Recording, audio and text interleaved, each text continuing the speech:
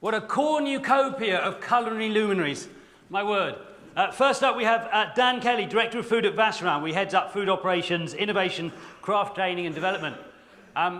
Like me, he started up his career washing up. Like me, he worked for Forte early days, but then he went on to into the B&I sector. He became executive chef at Chester Boyd, then went on to run the catering for CH&C, and now he's in Vacheron. Come and join us. Dan Kelly.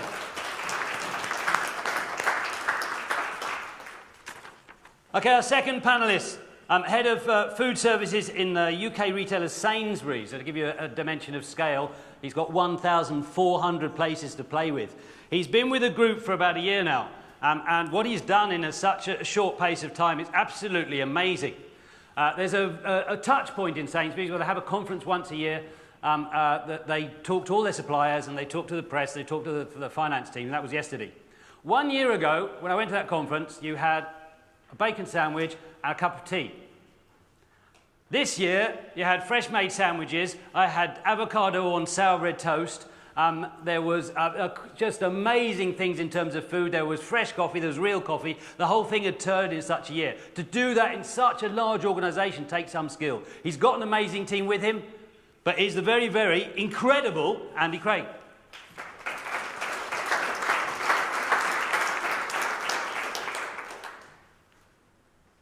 Yay. Next is Amy, Director of Food Nutrition at Holroyd Hoe. Now, Amy and I have got two things in common. We didn't know, but we're both Acorn Award winners, which means that next year this panel is going to be chaired by Amy. She's been in the industry for about 10 years, a career again as an associate nutritionist, background in public health and nutrition, numerous plaudits, having played a prominent role in developing menus for the food service sector, the place of their heart in the health and well-being of children. Ladies and gentlemen, Amy Roberts.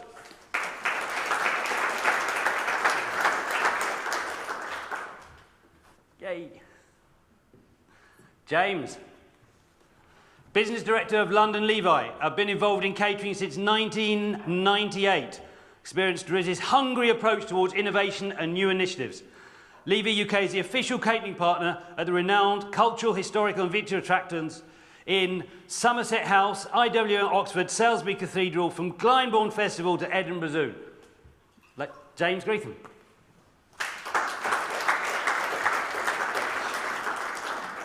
Awesome. Well done. And finally, Stephen Novick, founder of London-based healthy food business Farm Stand, a values-led online and offline company established in 2016 with sustainability of its roots. Born in the USA, Stephen grew up in a working-class family in Wisconsin, along the street from a farm. He was diagnosed with cancer in 2006. He decided to change how he ate, and he found finding healthy food really difficult. So before receiving the all clear, Stephen set 3 goals: to become closer to friends and family, to finish climbing the 7 summits. I did 1. I feel like this. And to build a healthy and sustainable food business. He'll tell you all about his company, Stephen Novick.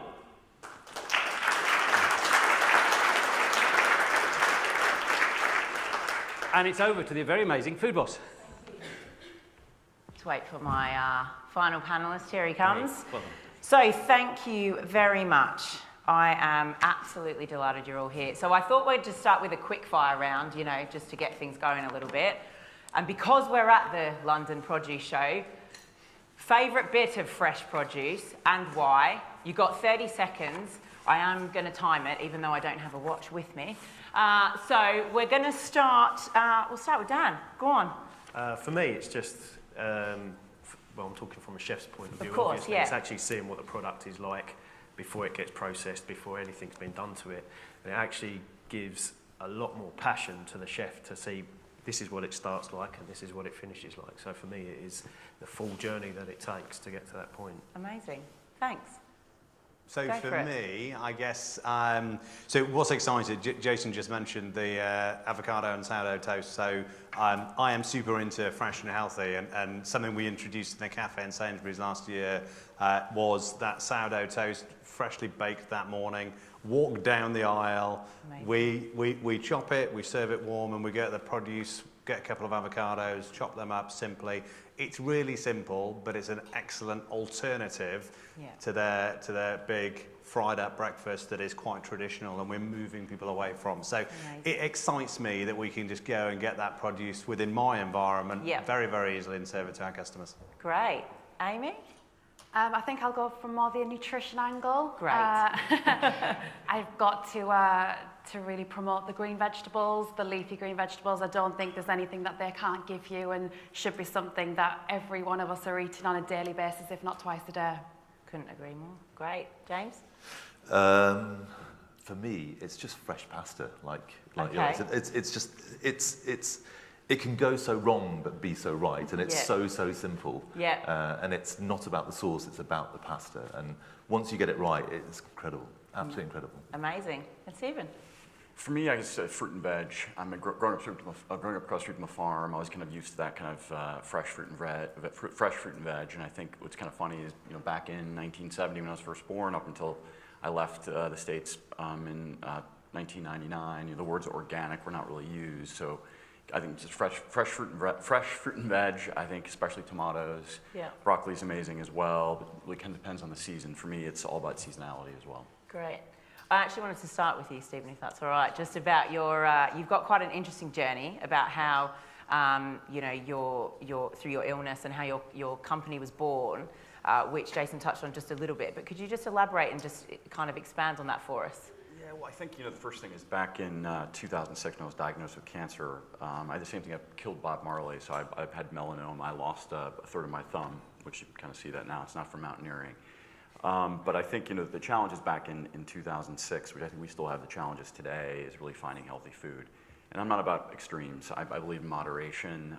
We're about more of a flexitarian model as well. But in 2006, I kind of was diagnosed. Prognosis wasn't great, and as the guy who introduced me, which did a very nice job, I set 3 goals, and one of the things was starting a healthy, sustainable food business.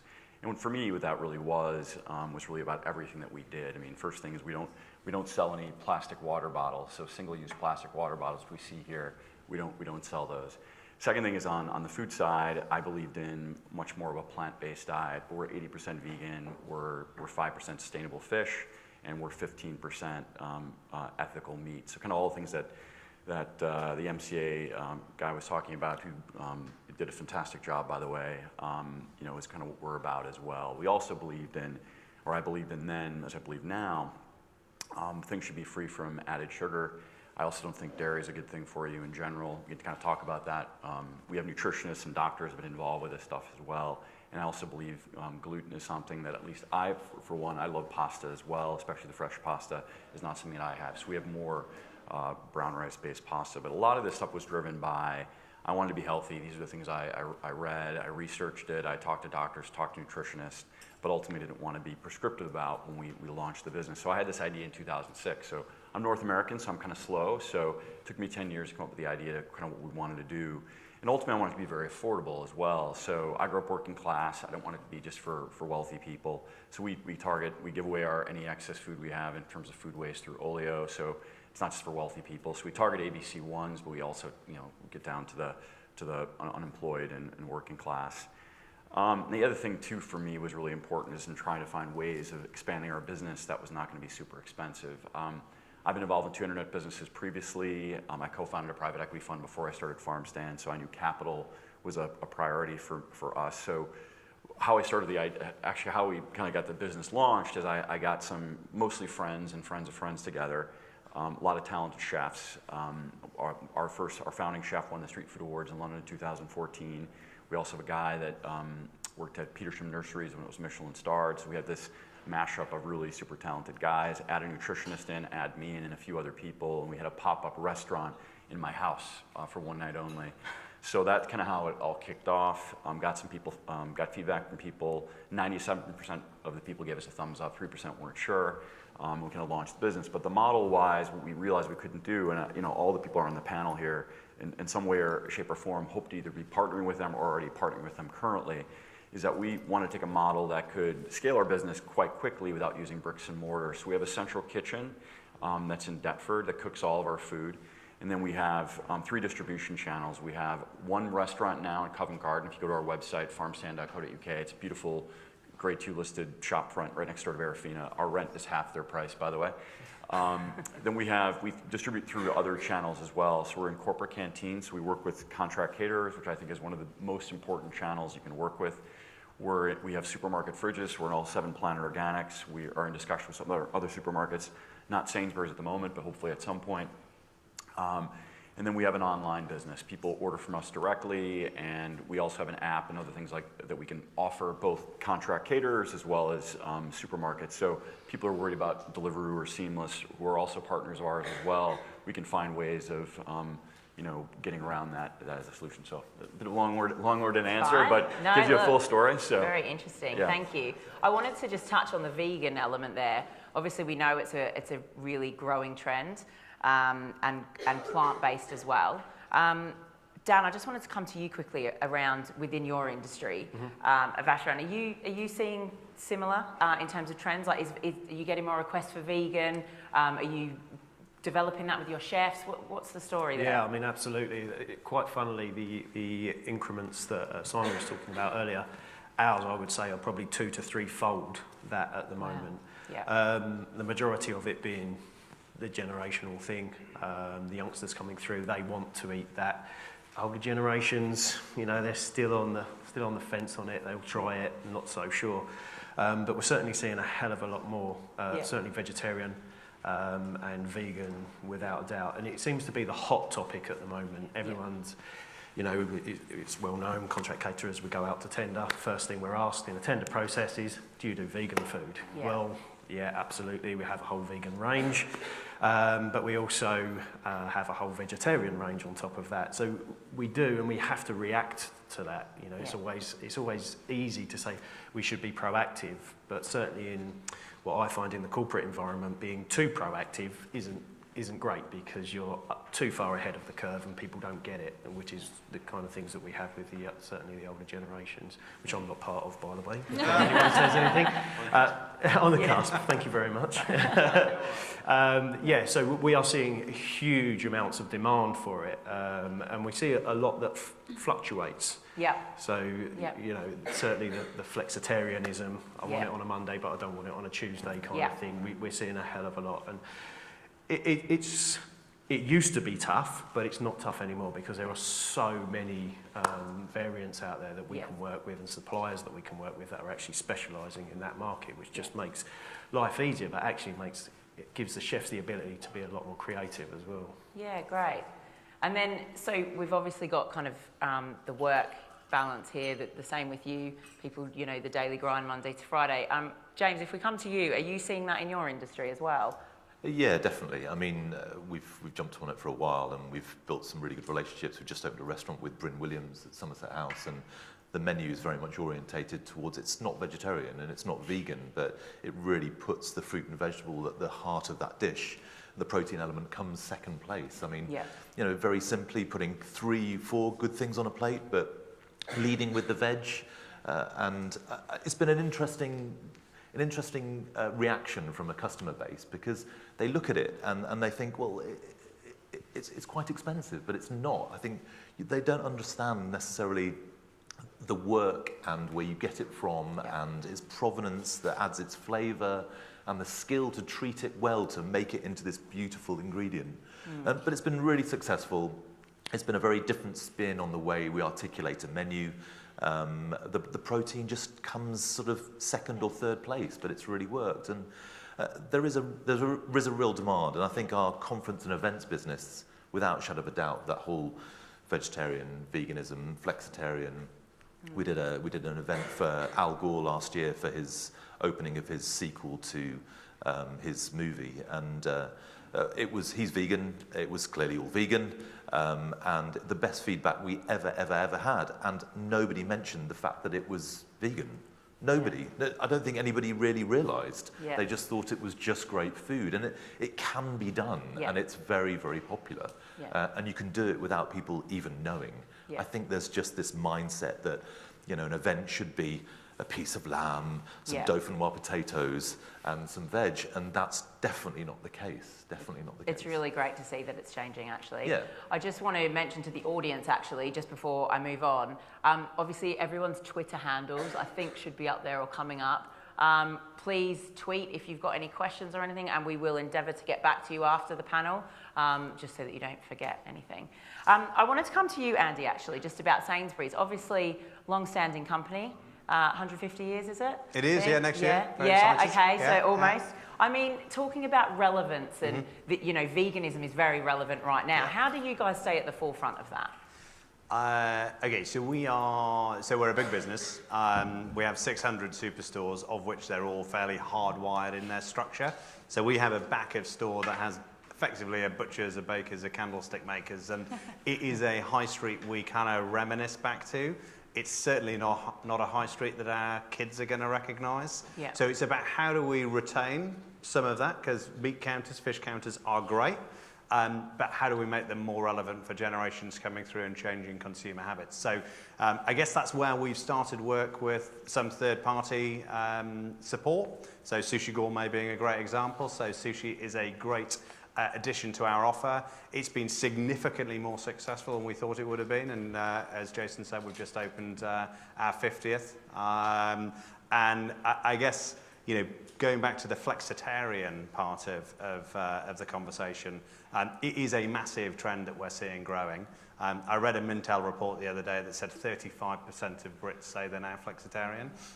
And I guess the exciting thing for us is, you know, providing a combination product. So our MPD guys are really working hard. So we've got a chicken feta and spinach sausage, for example. So it's less than 50% meat. So I don't eat loads of sausages. I love sausages, but actually you got to do a lot of running to work off a sausage. Yeah. In these, they're much lower in saturated fat, much lower in salt, still got high protein. So I mean, that side of the business is really exciting. But I guess from a Sainsbury's keeping itself relevant perspective, that's a big part of my job. I guess I came into Sainsbury's just over a year ago. My background is food services and high street restaurants. And I guess seeing Simon's slides up there, which again were excellent. I really like those slides.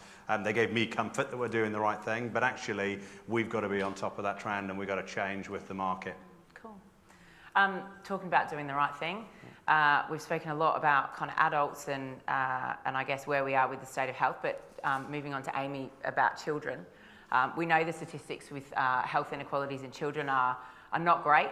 I think it's 1 in 4 leave primary school either overweight or obese. So I just wanted to really, I guess, get your take on what you guys are doing about teaching children, particularly about healthy eating, but also about, you know, fresh produce and the role that it plays in overall absolutely. diet. I think the education is fundamental for children around fresh produce and understanding where fresh produce comes from, how they can use it, and that starts fundamentally with parents at home, you know, really embracing that cooking and that food ethos at home in the environment, seeing meal times as more than just a functional activity and actually as a family experience is at the heart of actually instilling positive life habits for children. Schools have a huge role to play in enhancing that education, and unfortunately in the UK, I think that education starts too late. I think that cooking and nutrition education should be from 4 years old, and it should go right through till 18 years old, because the skills that you can learn as you get older will set you up for life. And unfortunately, we have a big gap there around actually what children are learning in schools. From our perspective, you know, we very much think that it's essential that children are being taught how to cook and how to use fresh produce and not rely on buying convenience foods and just opening packets and putting them in a pan. So it is about teaching pupils around fresh produce how to make simple things like pasta and homemade tomato sauces before they go off to university, but combine that with the nutrition education as well, so that they understand why we use a certain ingredient, why we want those green vegetables in there, or why something needs to contain a whole grain flour rather than a white flour. Just all of these little messages with the practical advice help an overall kind of positive lifestyle habit to be formed. Great. Did anyone want to, I'm intrigued to see if anyone wanted to comment on how that's translated into adult dining. So is anyone doing anything particularly around education in adults?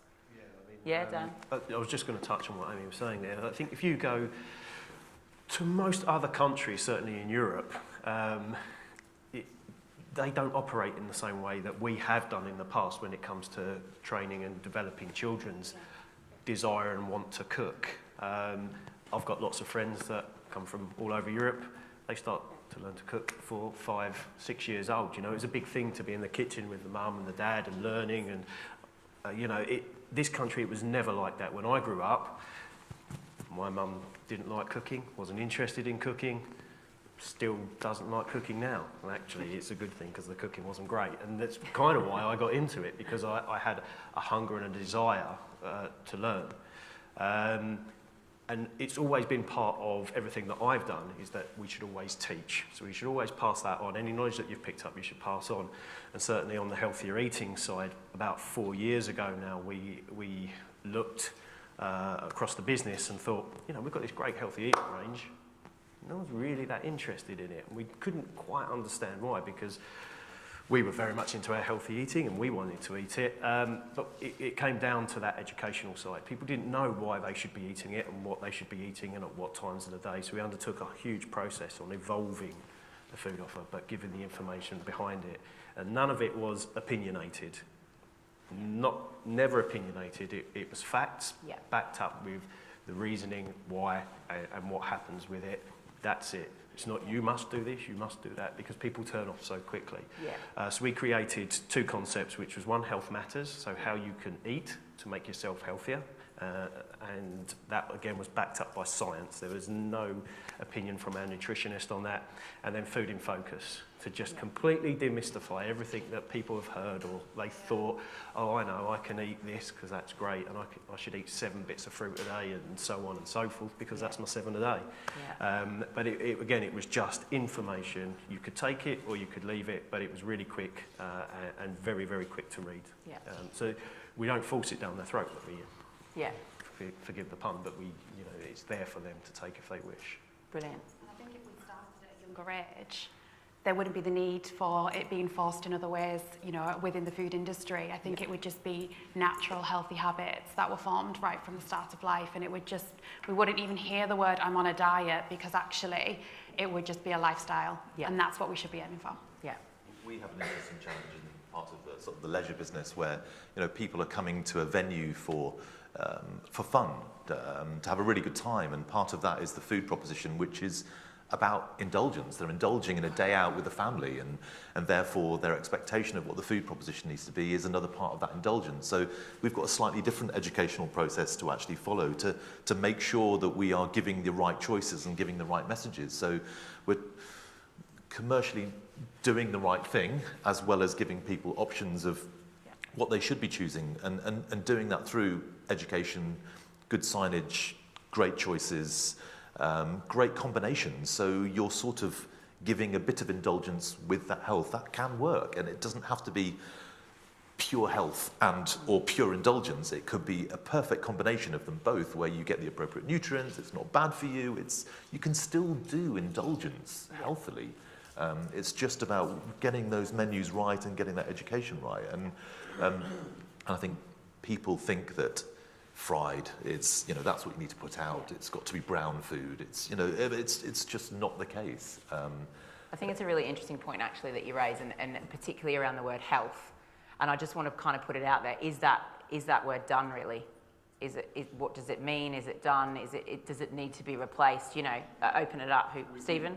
We've never used the word healthy when we describe farm stand, partly because of the reason it is overused, and I hate to say it, people are just dishonest, and so we've just never used it. We always think it's got to be delicious food first. We talk about sustainability. That's a key aspect of us. We were named a top 20 most sustainable food service business last year. We finished second out of 600, which is pretty amazing. We just got shortlisted on another National Restaurant Association sustainability angle. So we think sustainability is ultimately what it's about. And we think sustainability captures all the things you need. And I think to the points earlier about, it is about moderation, and it is about informing or educating. It's not about selling. You walk into our restaurant in Covent Garden, you couldn't tell, what we do. It just happens to be good-looking food. It happens to taste good. The fact that it's free from, the fact that it's healthy, people figure that out later. So we're more about informing, educating, and I think you have to dial it up or dial it down depending where you're at. So if you're in a corporate canteen like we are, and several, some people do want to know all the nutritional data. We have an app now that has all the data. Some people want to know where that piece of broccoli came from. We can tell. We have traceability in everything. When a product comes in, when a finished product goes out, we tag things both ways. So I think at the end of the day, I think health is a word that should be a given. We should all be eating better, and I think by saying you do healthy, there's some on the high street, and I won't name names, we all know they're not healthy and they're claiming they are. So I think it's that's been, it's a 1980s term, I think, and it shouldn't be really used anymore. It's far too vague for what we do now. I think we have a responsibility. I totally agree that we shouldn't be dictating how people eat, but I also totally agree that we should be giving them choice. And I think people can make informed choices themselves. But if you have perceived unhealthy things only on a menu, that's wrong. But similarly, there is a time for indulgence. If I put just perceived healthy food on our menus, there'd be uproar. There is a time for ice cream for kids. And actually, what we can do is we can do indulgence really, really well with super fresh ingredients. Yeah. Okay, we know it's going to be high in saturated fats, but actually I've worked hard this week, I've done good exercise, I can afford it, but actually we're going to give you the very best, and I think that's our collective responsibility to do that. Yeah, definitely. I wanted to come on to something we haven't talked about yet, fresh versus frozen produce. Quite an interesting one. Amy, I might just come on to you first, just to talk a little bit about do you guys use it nutritionally, superior? Which one is in your opinion? From our company's perspective, the only thing we use frozen is peas, ice cream occasionally if it's on the menus. So for what's in our schools, no, we don't use many frozen vegetables at all. From a nutrition perspective, there is no difference. Nutritionally, actually frozen food is still going to give you some of those nutrients. And I think if I put just my nutritionist hat on, when you look at the UK and you look at our areas of deprivation that we have around the UK, and you look at the statistics that show that actually those areas of deprivation are where the highest levels of obesity are, the biggest kind of conversations are that buying fresh produce all the time is too expensive for those families. And therefore, actually, in that scenario, what is wrong with them buying some frozen vegetables to keep in the freezer that isn't going to go off, because that can always go into their children's and their family's meals? Yep. So I can kind of see it from a chef's perspective. Fresh produce is exactly what they should be using and enjoy using. But from a nutritionist perspective, I think it's important to be more balanced. Yeah. I guess from my perspective, so I've worked for 2 contract caterers in the past, so I've fielded those questions from clients and very proudly said that we only do peas and sweet corn, and we've got 97% fresh food. The reality is frozen food can be unbelievably good because it's frozen right on picking, so it's arguably potentially more nutritious than fresh. Yeah, all that stuff. So I'm a big fan of it. I don't think we do it as well as a nation as we could do. But you look at how well Iceland is doing, and it's reinvigorated itself, and rightly so. So this is an area we at Sainsbury's are really trying to focus on, because actually it is a cheaper supply chain, so we can deliver a lower price to the consumer, and we've got to be pushing this health into, I guess, lower income households. So it is an ability to do that. So I'm a big fan of things that are frozen correctly. Correct. And I was just going to ask, where do you guys think the stigmas come from? I mean, like Dan, being a chef and doing this kind of all your life, where's it come from? Has it always been ingrained in you that frozen's not been as good? I mean, as a chef, the first thing you learn is to take that product and do something with it. When it comes in frozen, 9 times out of 10, everything's been done to it, and you just drop it into a pot, or you put it in the microwave, or so on and so forth. And I think certainly as a chef, from a chef's point of view, there's no skill involved, because the skill has been taken away. And that perception then rolls on to the customer as well, and the customer's perception is, well, no, frozen food's not any good. And I think that's a real bone of contention, certainly for the suppliers, in that the perception needs to change. There are frozen products, nutritionally, tend to be better if they're frozen on site. However, from our point of view, the quality of the end product isn't always the same as if you've got a fresh product to start with. And I think that's the big issue. And I do think the frozen vegetable market needs to move on slightly in that perspective to make sure that there is something there that can deliver. I've never found a good frozen green bean anywhere, or French bean, Yeah. you know, for instance. However, peas and sweet corn, you'd probably, you know, sweet corn maybe, but peas, you'd be pushed to make the difference.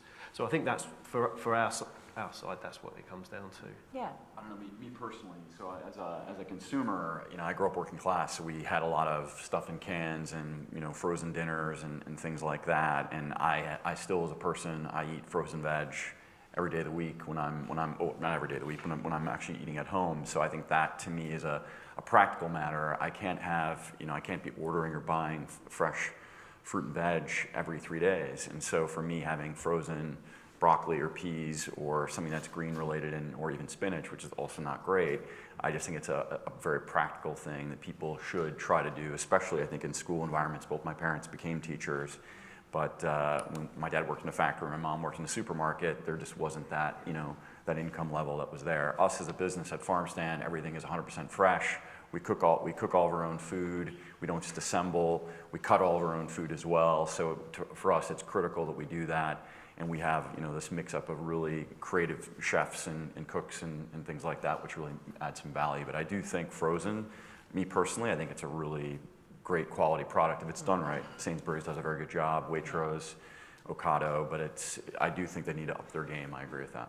Also add into that, chefs are generally hypocrites across the board. And, you know, what we preach isn't what we always practice. And for one, you know, working long hours, we're working 18, 19 hours a day. You haven't got time to then come home and prep your asparagus and trim it up. And, you know, it's just a case of grab something out of the freezer. And actually, it is good for that.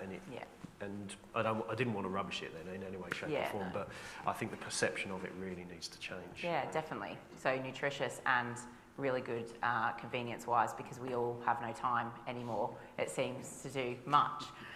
James, I wanted to come to you and just chat a little bit about your recent partnership with Hugh, who is also fighting the obesity epidemic on TV, so receiving good and bad press, I think it is. But could you just talk a bit about that for us and let us know what you're up to? Yeah, so we're really proud to have formed the first relationship ever for Hugh and the team at River Cottage.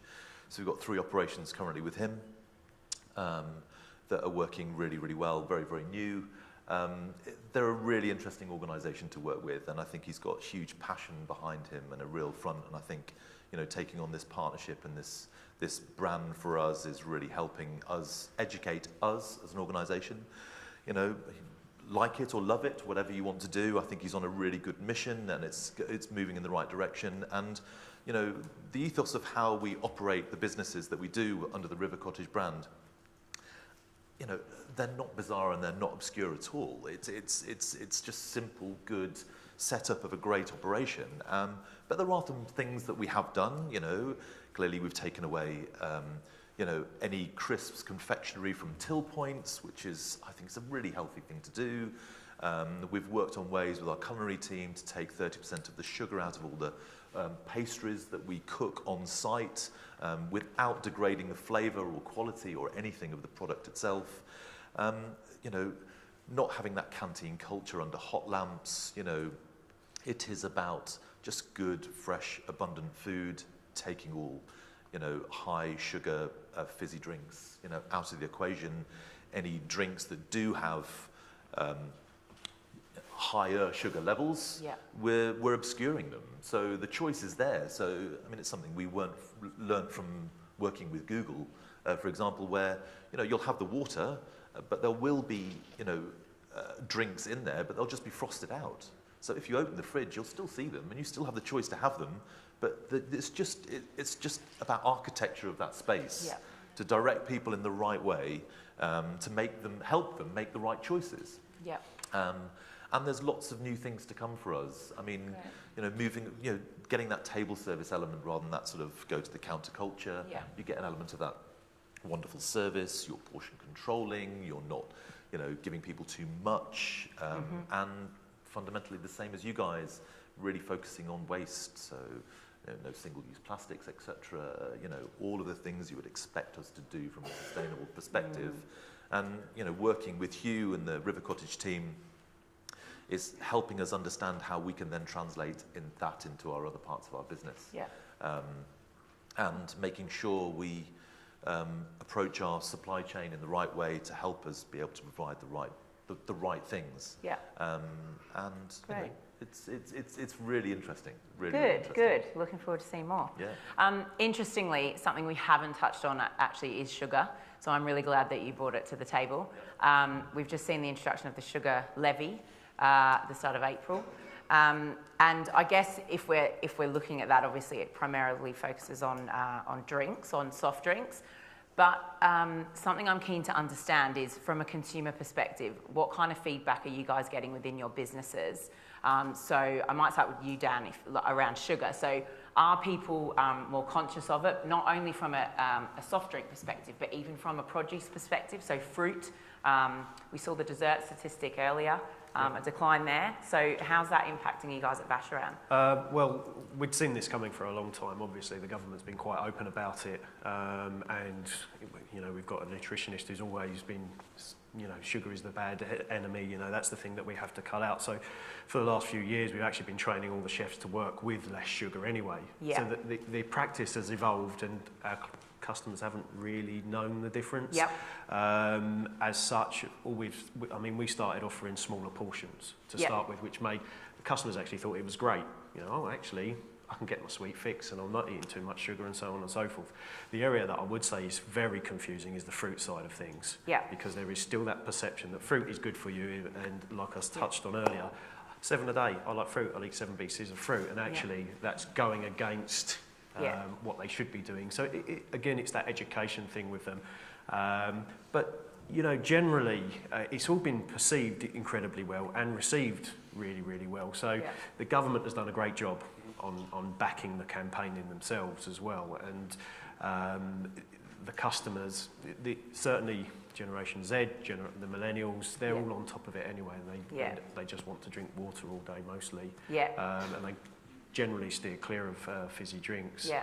And what about smoothies? I'm interested, as well, you, Andy, maybe on kind of smoothies and juices. Are they, how are they affected? Have they been affected sales-wise? No, not massively. So I think the government's done the right thing. I think it's important that we elevate this into people's minds, and I think the obvious place to start was with sugary soft drinks. But the reality is, we all know who work within the industry, it's a much deeper problem than that. Yeah. And I think we need to educate people on a journey.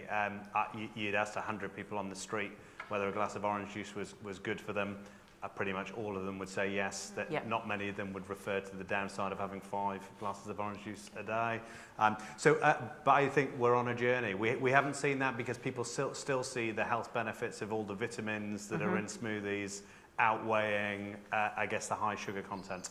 At some stage, we'll get to a balance of getting drinks, like kombucha is a great example of a healthy drink, massive in the States. We've just actually launched something we're proud of in Sainsbury's a couple of weeks ago. And it's a healthier version of a fizzy drink. It's got nutritional value. And we are, I guess, getting a more discerning. Did you bring any along? I didn't. You know what? Really frustratingly, we had some yesterday. So next year when it's really successful, let's hope so. Yeah. But it's. I think people are realising slowly. Yeah. But I think we're on a journey, and it'll be a 10-year journey, or a 15-year journey, or a 20-year journey. And I do agree. Start young, but I don't think it should stop at 18. Yes. I think this is a continuum. And what we try to do, I guess, through stealth a little bit, is educate people slowly if they want it. And that's the kind of stuff we do on our counters at the back. And when we can talk to a customer, we can start really slowly educating them, and that's, I guess, where we'll get to. Yeah. I wanted to touch on gut-friendly foods around, is this the time for produce? Stephen, maybe yourself. What's your thoughts on that? Because it's a trend, but there's also a lot of science going into it. Yeah, so we know quite a bit about this stuff. We're not trendy people by nature. That probably sounds like what Farm Stand's doing super trendy. It's not. It's pretty standard. Just eat well. we were back in the 70s and 80s. So the free from element, I don't believe in added sugar in anything. We do have added sugar in some of our baked goods, but we have some baked goods that don't have any in it. We don't sell any, fizzy drinks, never have. We don't sell any bottled water, never will. But I think on the stuff that's good for the gut, I just, it's back to the whole thing is there's just so much information out there, and I don't believe you should be chasing these sort of things. I think it's back to keeping things super simple, super basic, and, no added sugar, low in salt, and, quite a good variety, having lots of choices. If you have good suppliers, the food just tastes good. I think, on the point I'm kind of going off subject here, on the point of like fruit, I don't think there's anything wrong with people eating 7 a day of fruit. I'd rather have people eating 7 a day of fruit than having, 6, cans of Coke. I mean, I think to me, that's my view, whether it's the Coke free from sugar or not. But I just think back to the whole gut-friendly stuff, I just think it's interesting. We're looking at various things. We do various things on our menu that address this, but it's something we just don't go out and shout about. Yep. No, interesting. And Amy, in schools, the whole thing around the gut is kind of very new in the nutrition and health world. Are parents becoming a bit more in tune? In your experience within the education sector, have you seen that evolve over time? Are they becoming in tune? Are they asking more like nutritionally focused questions? Yeah, so from when I first started working with nutrition in education 10 years ago, the questions that I got asked were predominantly around allergies, intolerances, and ensuring their children could eat something at school. Now the volume of emails and questions that we get asked are much more in depth around nutrition, and a lot more predominantly around what's in the media at that time. I can guarantee if there's been something on the news in the morning, I'll have 2 emails about it that day. Yeah. So I think the media is influencing what parents will ask around nutrition. And unfortunately, the problem with that is often some of the comments and questions can be ill-informed as well, and they don't necessarily have all the facts from what they've read in the media. So I find that quite often we're explaining that it is simple, fresh produce, fresh recipes, fresh menus, rather than focusing on having coconut oil on our menus or what are we doing about gut health, because actually that's not what the focus should be in schools. It should be a balanced, simple menu with a balance of good, fresh produce and recipes and menus for children. Definitely. And is that enough? Does it tend to be enough? The answer is there. Does it depend? It depends on the person. But I think when you, like you said, once you have science on your side and once you can actually talk about what they are seeing in the media and how it might be slightly presented biasly, then quite often that is a sensible conversation. Okay, interesting. Moving over to being a little bit obsessed about customer service, which is something Andy put in his profile. I'm also a little bit obsessed about customer service as well. I think it can make or break an experience. So I wanted to ask you about how do you bring that into your kind of training around nutrition and food with your staff at Sainsbury's? And do they link together? They absolutely link together. So I'll refer back to, so I was at Pizza Express sort of 15 years ago, and I remember having a heated boardroom debate about whether serving olives or offering olives with a meal was constituted as customer service. And I guess it did 15 years ago, and we were on a journey, and then we kind of gave the autonomy back to our waiting staff, and that was a better way of doing it, but more risky.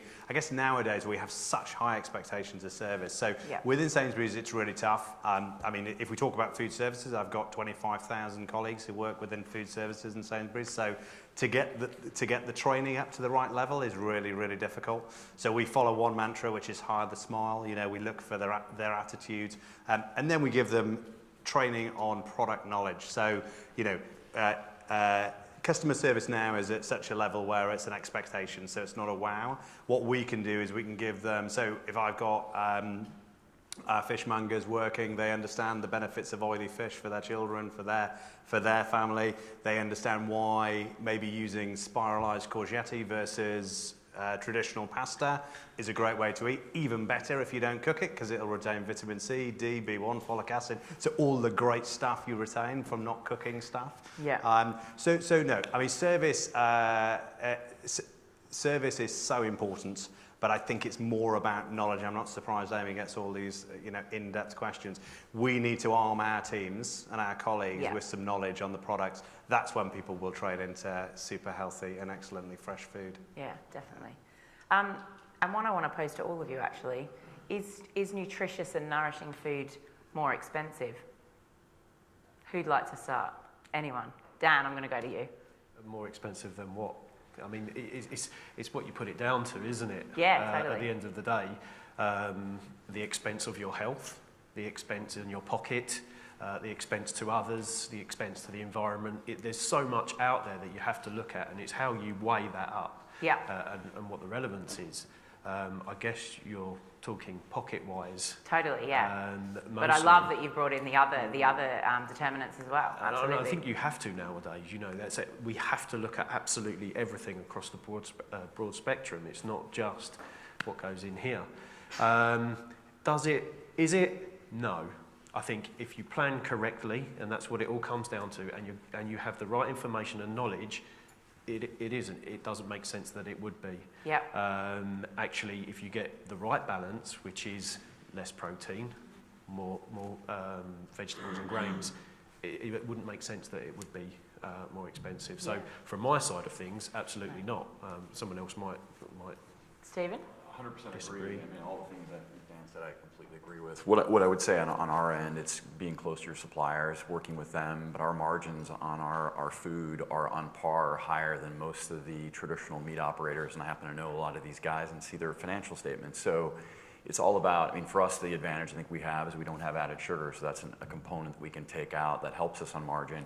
We've been, over the last 3 months, we worked on, increasing our portion sizes slightly larger, especially in the canteens, to help on people that want better value. Our margins actually have gone up by, 7% in a quarter. We're going to probably go up again another 3%. So it's managing that, but I do think having a more plant-based focused, or we call it more plant-powered, I think helps a lot. I do think when you do provide a meat or a sustainable fish, it is going to be more expensive. We do charge more for that, but we provide options that are less expensive, and I do think you can do that, but it does take a lot of work, and you often find yourself contorting yourself into a pretzel to make sure all these things work. But for us, we wanted to build a business based on all those things, values, behavior, and grit, and I think, but also across everything else we do on sustainability, super important, because we don't just care about, that one meal. We care about how it affects that person, not only for breakfast, for lunch, for dinner, but for, the next months or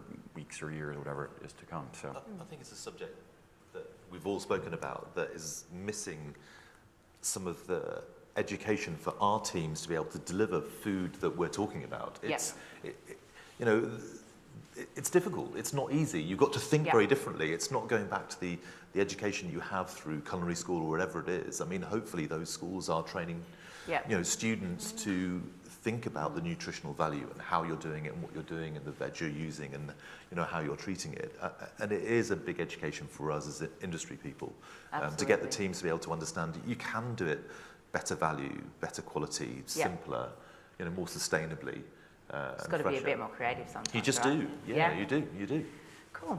Well, look, I would like to thank you all very much. As I said at the start, guys, please tweet us any questions and we'll endeavour to answer them afterwards. I think probably there's a few key takeaways from me from that. I guess we need to educate young and continue that through. That would be one of them. Eat more plants, definitely, not only for their nutritional properties, but also for our pocket as well. And that frozen is actually good. It's all right. So thank you very much, guys. And we're done.